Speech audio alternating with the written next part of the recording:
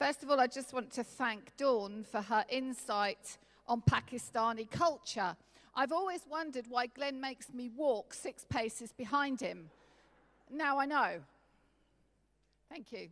Right, we're going to start off this morning with a media clip, and Karen's just going to show you that now, before actually I get on with the message. This is my kitchen. My favorite room in the house. I love to bake and cook and have a friends and family come over for dinner. And I can bake a real nice cake. This is my steam pot for crab. My favorite steamed crab. Oh, pots and pans all in the kitchen. I use this to make quiche. This is my quiche pan. Water was working, but not right now. Water company, for safety issue, just shut it off only a month ago. I love my kitchen. I would love to have a gourmet kitchen in the future. I save enough money to remodel it. This bookshelf had a set of law book. I was a law student for 10 years, from 1986 to 1996. I didn't take the exam to become officially, but I did study and prepare for it. For more than 3 decades, 56-year-old Michelle has lived in this 3-bedroom bungalow just outside Tacoma in Washington State. When I find a good bargain, even I don't need it, I buy it. Not 1 or 2, I buy multiple, say 10 or 20, okay? And I get excited. I thought I got a good deal. I'm a bargain shopper. Oh, you know, she's such a sweet lady, isn't she? She's just got a wonderful smile. What you don't appreciate by watching that video is the appalling smell that they encountered that wasn't just in the bungalow, but it was seeping outside the bungalow. And also what you don't see is the amount of rats that were running around the bungalow. So when the exterminators went in, the exterminator said, I have actually never seen rats as big as this. I watched the whole episode because I was so hooked. She's so sweet. Like your bedroom. Good. You're going to need this message then, David. This lady, I watched your faces. I just turned around and you were like that.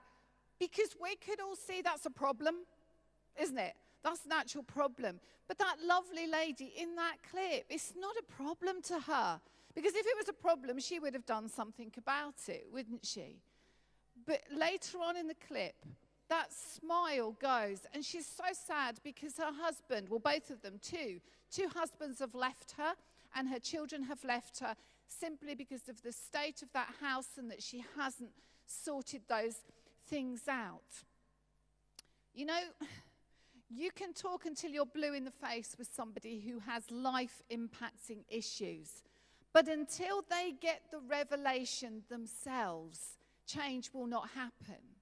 If I went to Alcoholics Anonymous, to AA, one of the first things that they would get me to do is to confess that I'm an alcoholic. I would have to say, hello, my name is Cathy, and I am an alcoholic.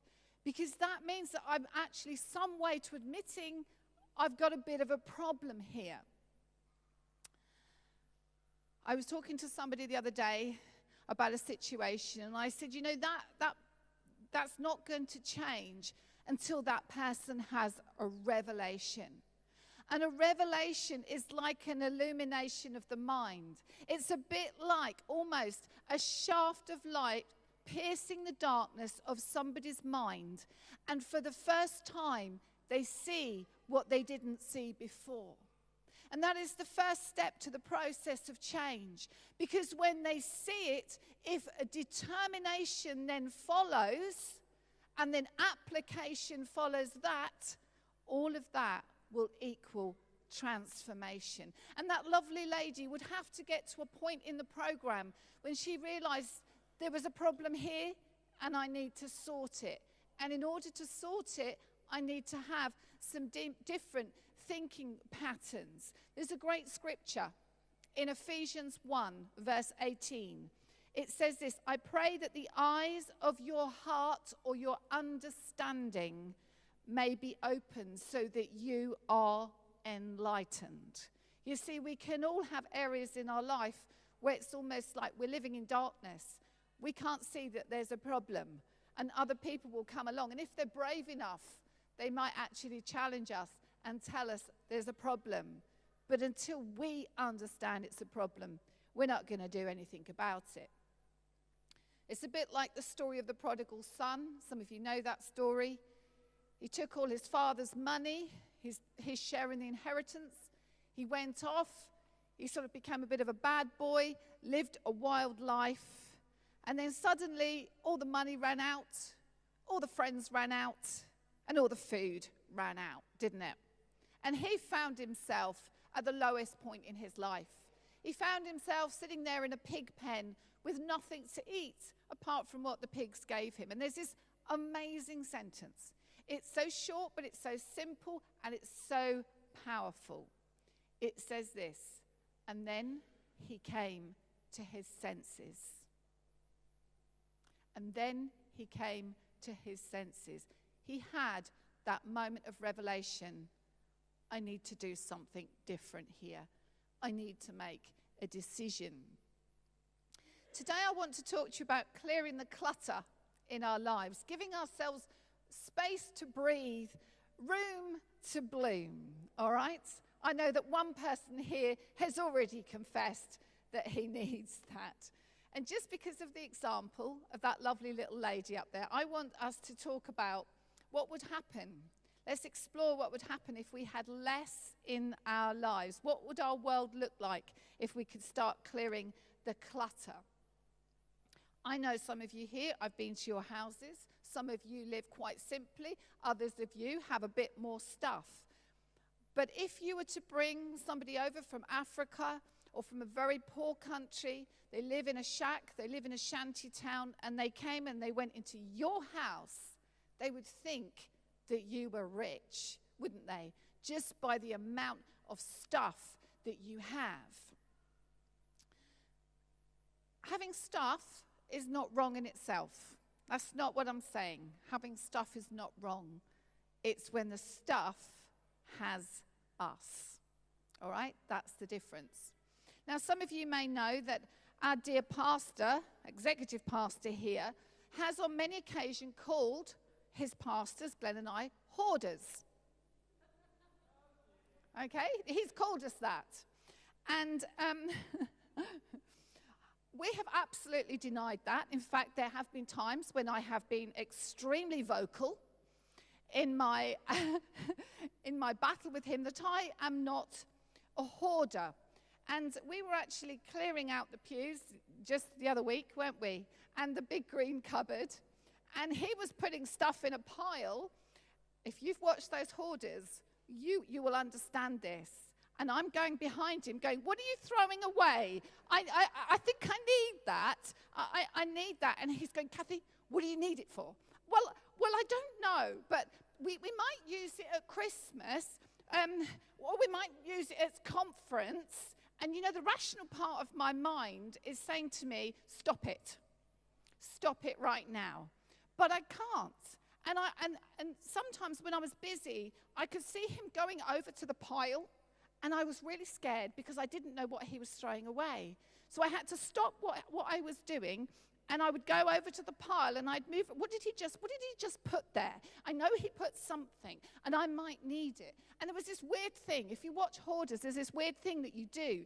You actually have to pick up the thing that they've just thrown away. Okay? So if he was throwing something away, and he put it down, I'd follow him, and I'd have to pick it up. Why? I asked myself that question. Why did I have to pick it up? And I thought, I've been thinking about this all week. And I think it's because if it was his choice, not my choice, to put that thing down there, that bothered me, because it was taking away my power of choice. I realized that. And that's why on the programs, you see them, they're taking the stuff away, and they're running after, going, and they have to hold it, and they say, you need to get rid of this. But I need it. You don't need it. But I do need it. You see, why do you need it? It's just because I like that little bit of detail that's there. I just like that bit there. But when did you use it? About 10 years ago. So it's been sitting in your cupboard 10 years. Yeah, but I like it. But you don't really need it, do you? And it's just really, really hard. And I will confess, and I think Manuel does know this, there are some things that went in the pile over the last few months that didn't stay in the pile. They got sneaked back into the green cupboard. And then there was this moment when he says, and what is this, Cathy? I thought we threw this away. Oh, yes, but I thought we could do this with it. Okay. Now, personally, I blame the Wombles for my behavior. Yeah? For those of you who grew up in the 1970s, okay, you were brainwashed, like I was, by the Wombles. The Wombles were little furry creatures that lived on Wimbledon Common, all right? And their whole life's mission and purpose was to go out onto Wimbledon Common and find up other people's rubbish and take it home and recycle it and create something amazing. And that's me. I was brainwashed. I go to the tip and I take my rubbish and I come back with something. I've got a bit of decking out on my decking, and I took it off this man before he put it in the tip just last week. And I said, what do you do? I said, could I have that? I can recycle that. And I took it home and I painted it and I put my pots on it. It's the Womble's fault. It's not mine. Now you put that with living with a grandmother who went through 2 wars and had to live, very frugally, and who passed down her frugal ways to my mother, and I lived in a house with both of them. Can you not wonder why I'm like it? Okay? But it's taken me a little while to get to this place of revelation that actually I have to face some of my attachments to stuff and sort it out, because I need to recognize that having all that stuff in my life can mean that it's very complicated and less efficient at times. I don't know whether I've actually got to that place where I can stand here and say, my name is Cathy and I am a hoarder. I'm not sure. I'm not sure that I'm there, but I'm on the journey, all right? All right, I'm on the journey. And some of you are sitting there very smug because that's not you. You live a minimalist life and you have no clue. Yeah, my husband, oh my goodness, fills all the corners in our house. Okay, when's she going to start talking about the Bible? Right now, okay? The first thing I want to look at is, what does the Bible actually say about having stuff? Are we all supposed to live like minimalists, like my husband does in his dreams? Okay? Manuel really does. Are we supposed to give everything away that we have? Is having lots of stuff sinful even? And does Jesus say anything about stuff? Well, he does actually. And we're not going to go to it because I've got so much to say. I don't want to just go through the scriptures line by line. But in Luke chapter 12, you can go home and look at this round about verse 15. There's a moment when Jesus is teaching, and there's a guy that interrupts him. He shouts out to him, and I think Jesus was actually a bit annoyed. I get that through the reading between the lines. But he was actually a bit annoyed, and he says, Jesus, he says, I've got this problem. He said, and you need to help me. You need to go and tell my brother to give me some of the share of the inheritance. Now, in Jewish law, the elder brother would have received all of the inheritance. So the second son is a bit miffed about this, okay? And so he wants Jesus to go in and tell him. First thing Jesus says is, I am not the judge. It's not my role. It's not my responsibility. The second thing he says, and this is a teaching opportunity that Jesus takes. He says, beware, don't be greedy for what you don't have, for real life is not measured by what we own. You see, we are mistaken if we think that greatness is measured by how much we can gain. And we are mistaken if we look at the Donald Trumps of this world and think that they have achieved the pinnacle of life just because they have a lot of stuff and a lot of money in the bank. But how often do we look at others and wish that we had more? Okay, ever dreamed of winning the lottery? I'm never going to win it. I've never bought a ticket. So you've got to be in it to win it. A few years ago, I actually had a bit of a revelation. I was watching a program about a family whose wealth meant that they had this huge mansion. Anybody watch Downton Abbey? Okay, think Downton Abbey, all right? And I was looking at this, and they were wandering through the rooms, and I was thinking, wow, I'd love that. And for a moment, I was Lady Catherine, you know. I was walking through the great hall into the dining room, and I had my butler and my servants and my gardeners, and I was walking out. And then I listened to what they were saying. And Lord and Lady, whoever they were talking about what a huge burden this pile of stuff was. That in past generations, they had the money to finance it. But now they didn't have quite so much money. And they had to maintain this massive building. They couldn't do it on their own, so they had to have the staff. And their whole lives were dominated by the fact that they had to find more money, more finance to keep this whole pile of bricks going for the next generation. Okay. Jesus said, don't be greedy. That stuff isn't what life is all about. He also goes on to talk about a rich man. It's a little story about this rich man. He's a farmer, and his crops were so abundant that they were overflowing. He had so much of this crop that he didn't know what to do with it. So he thought, I know what, I'll tear down the barns, and I'll actually build some bigger ones to put the crops in. And then after that, I'm going to sit back, I'm going to enjoy life, I'm going to eat, drink, I'm going to be comfortable. Now, some of us would say, so what's wrong with that?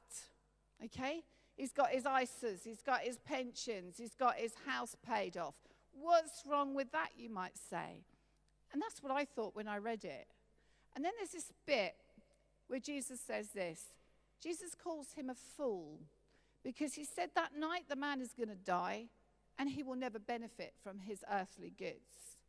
And what Jesus is saying there is that our earthly wealth and this man's fixation on his earthly wealth, he wasn't looking to share it and give it away and bless somebody else with it. He wasn't giving acknowledgement to God for giving him the blessing.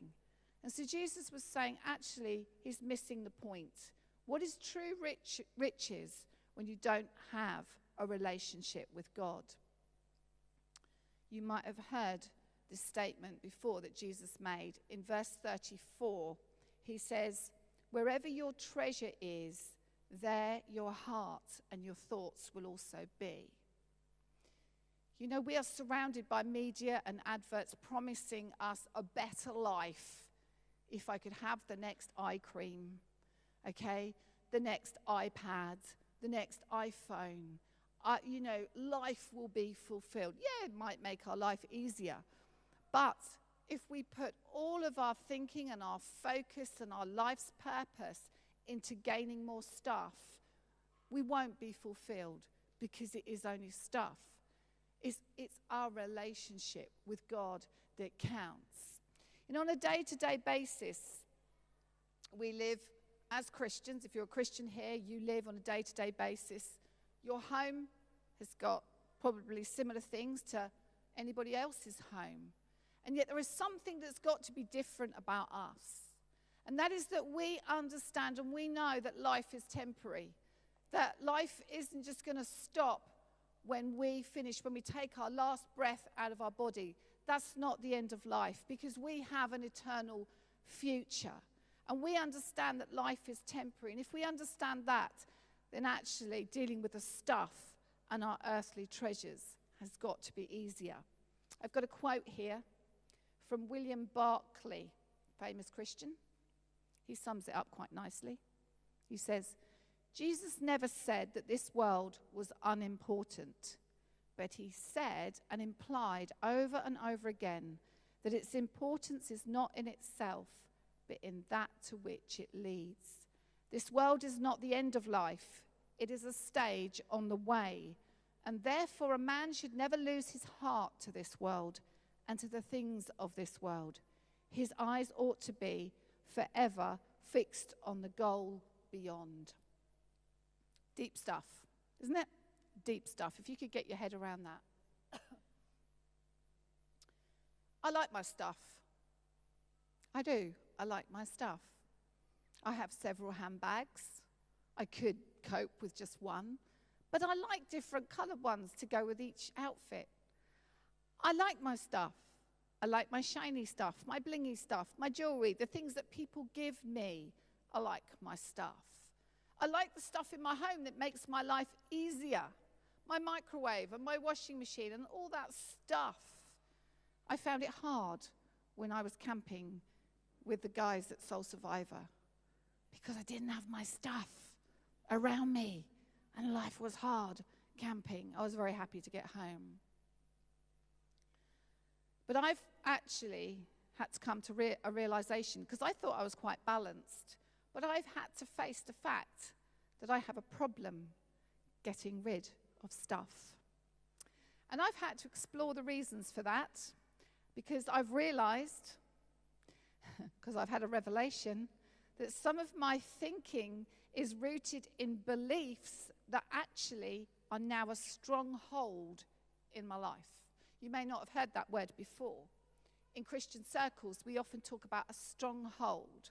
A stronghold is something that has your thinking, that has your mind, that can become a habit or become an addiction. And it holds you, okay? It controls you. In fact, it's one of those things that you know it's a stronghold when you start to have a struggle with something. Okay, it becomes a struggle. Some of us struggle with what we put in our mouths. We know that we shouldn't be putting it in there, but we struggle, and it still goes in there, all right? We have a struggle when we do what we know we shouldn't be doing. There's a scripture here that I really, really love. It's in 2 Corinthians 10, verse 4. I'll read it, then I'll explain it. For the weapons of our warfare are not carnal, but mighty through God to the pulling down of strongholds, casting down imaginations and every high thing that exalts itself against the knowledge of God, and bringing into captivity every thought to the obedience of Christ. What does that mean? That means if you have a habit, if you have an addiction, if you have a faulty thinking pattern, God can help you with it. It's as simple as that. God can come and first of all give you a revelation. Hang on, that's not okay. You need to sort that. That's the first step, and God will help you on it. If, like me, and looking at all of you, there's got to be somebody in here that's like me, that you struggle with getting rid of stuff. You might actually have some strongholds. And it's actually very simple when we really delve into the reasons why we are like we are. It's because we can't let something go. And there are 2 reasons why we can't let something go. And one of them is, one of them is I'm a hoarder. Well said. The 2 reasons are we either have an attachment to the past or fear of the future. I'm going to run around those few things just for a moment. I've got some photographs of my children from when they were little. I've got some things that they made me when they were little. If you're a parent here, come on. Have you got some of those things? Yeah, now you can get the cast of their hand. You keep their first shoes, their first little outfit, the first picture, their first birthday card, all those things. But to be honest, if I kept all of that stuff over the years, all their school books, all their college books, if I kept all of that, we would literally be buried under layers of stuff, like that poor lady. When we first started the church, I had a lady come to me, and she talked about how her life was. She talked about living in a 3-bedroom, 1930s style house, similar to ours. But every room was filled with stuff from floor to ceiling. And her son only had a mattress in the front room for them both to sleep on, because there was no other room in the house. When that child came into church, he would run. He would just run and run and run up and down because he didn't have space at home. And she said, Cathy, you don't understand what it's like. She said, if I drop something, I can't find it because it's gone with all the stuff. Now, Hoarders programs weren't around then, so I don't think I really had a clue. And in my naivety, I said, I'll come and help you. I like tidying. I like clearing. I made so many appointments with her. She cancelled all of them. I went there several times with my boxes from Morrison's, and I rang the bell, and I knew she was in because the curtain was twitching, but she didn't answer the door because she was too afraid to deal with her stuff.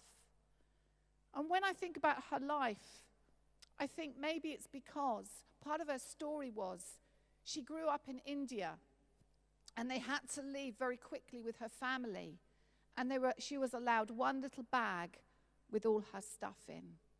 And somehow that traumatic experience made her feel so insecure that when she came here, she started to gather stuff. And when she lay herself down on that mattress at night, her security was in her stuff. Her identity had become in her stuff. But it was really impacting her life in such a bad way. Philippians 3 verse 13. We're going to look at that in a second. Forgetting what is behind and looking forward to the future. You know what happens is when we hold on to the past and we hold on to so much past stuff is that we cannot walk into our future because all of that clutters up our present. We can't actually look ahead. We can't walk free and unhindered because we're burdened by the stuff. You know, the Apostle Paul knew what it was like to live light.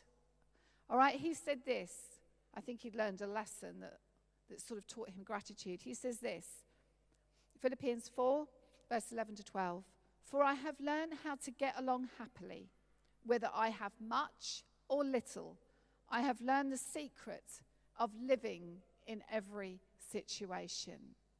How wonderful to be able to live like that and not to worry about how much stuff that you have or you haven't got. I wonder if you went home this afternoon and you started looking through some drawers or some cupboards, whether you would find some stuff that you've been keeping because of an attachment to the past, because there's sentimental value. And there's nothing wrong with keeping things for sentimental value. I'm not saying you go home and you just throw all that stuff away, but sometimes you do have to make decisions. And I had a moment with Manuel out there with that green cupboard. And I'll just tell you what happens, because it showed me how attached I was to things because of sentimental value. Manuel picked up 3 wicker baskets, and I heard him say, "You don't need these, do you, Cathy?" And I turned round, and he had 3 wicker baskets in his hand. And I did that thing. I took them off of him, and I held them, and I went, but these were Julie's. And I didn't know what to do. You don't need them, Cathy. But they were Julie's. Just let me have my moment. I go, just let me have my moment. These were Julie's. And I was finding it, I knew, my rational mind knew that we didn't need them. We've got enough stuff in that kitchen area. We didn't need those 3 wicker baskets. But I struggled. So then I said, we might use them at conference. We won't, he said. We might use them at, we won't, Cathy, we won't. And I needed to find a reason to get rid of them, okay? I had to talk myself through. Now, what you find with somebody who has that mentality of keeping that stuff is they have a lot of difficulty making decisions. And they've actually proved that the wiring in the brain there is different. There's a different process that happens, that people find that process of deciding to give away something more difficult than other people. And so I had to get to myself to a place where I needed a rational reason and a good enough reason to me to give those things away. So in the end, I said, okay, they've been in this cupboard quite a long time. They're probably dusty, so therefore they're unhygienic, and I don't want that. So they're unhygienic, okay, put them in the pile. But I just thought about that afterwards, and I thought, that was really hard for me to do that. And I thought about some of the other things that I have at home that are just cluttering up the cupboards when I don't need them. Maybe you've got some of those things. Okay, attachment to the past. Let me look at another one for you. Fear of the future. We keep stuff because of fear of the future. We have a box. In fact, the box has grown over the years, and you might have one of these boxes. It's full of plugs and wires. Anybody? Yeah, of course. Okay. Now, every time that I find one of these, I go, do we need this, Glenn? He goes, we better keep that just in case. Yeah, he's right, is he? Is he right, Manuel? It's the most expensive sentence you can ever say. There's the word of wisdom from the master, okay? So now we have about 20 of these plugs. Now, the weird thing is, whenever he needs one of these plugs, I watch him. He'll go through that whole box, and all the wires have all tangled themselves up, and there's still not the plug he needs. How does that work? That's what you need too. That's even more clutter, Simon. I have pots of paint in my shed that I keep just in case I might ever need to touch that colour up. By the time I go to do that, in all reality, it's all dried up anyway. I can't even get the lid off the top. You know what I'm talking about, don't you? You do. You know what I'm talking about. Keys.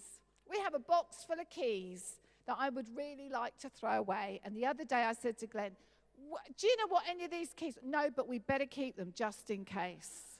All right? That is the most repeated sentence in my house.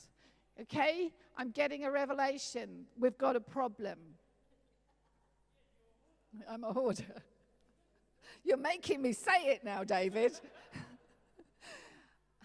I worked for a couple many years ago cleaning, and they had been through the war, and they kept every margarine tub and paper and ice cream tub and bit of foil and everything. And it drove me nuts. It really did. They kept everything, little piece of string. I remember one day going to clean the top of the flour shaker that they kept at the side of the hob there, and I thought I'd take the lid off, and as I took it off and I sort of looked in it, I couldn't understand why the flour was moving. My flour at home never moved, and as I looked, there's these little brown, tiny, almost like a little head lice thingy, and is in the flour, and it was all heaving. Well, I found out they're called weevils. We've never had weevils in my house, so yeah, disgusting. And I realized it was because they'd been through the war that they were holding on to things.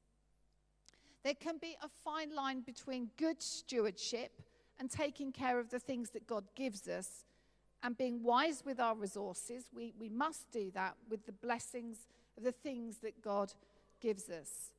But we can also tip into having a stingy and a mean spirit and keeping everything for ourselves and not being able to let things go. Now, as Christians, if we can understand that actually we don't need to have a fear of lack, because that's what it is, that fear of lack, when we hold on just in case, that fear of lack, because we've got a relationship with our Father in heaven who will give us everything that we need. Some scriptures here for you as I'm just going to finish off. Philippians 4:19, and my God will supply all my needs. Matthew 6, verse 31-32 says, do not be anxious, saying, what are we going to eat? What are we going to wear? What are we going to drink? Because the Gentiles seek after those things, and your heavenly Father knows that you need them all. Psalm 23, the Lord is my shepherd, I shall not want. So there are two questions that I ask myself now. I have started my decluttering process, all right? Be very proud of me, Manuel. There are two questions that I ask myself. I pick up something and I say, does this bring me joy or does it add value to my life? I have to ask myself that question. And the other thing is, does this have purpose? Do I need 2 sieves and 2 colanders? No, I don't. I can give them away to the charity shop, and it could be just something that somebody else needs that day. What if we were able to reduce all our stuff and clear the clutter and live simply? What would our lives look like? Maybe with fewer things, we'd have more time. More time to see the people that we love, and more time to do the things that we love, and maybe more time to serve God as well. So I'm going to leave you with one more quote. Mother Teresa. She said, the more you have, the more occupied you are. The less you have, the more free you are. That's good, isn't it? So, Manuel, I think I'm a born-again minimalist.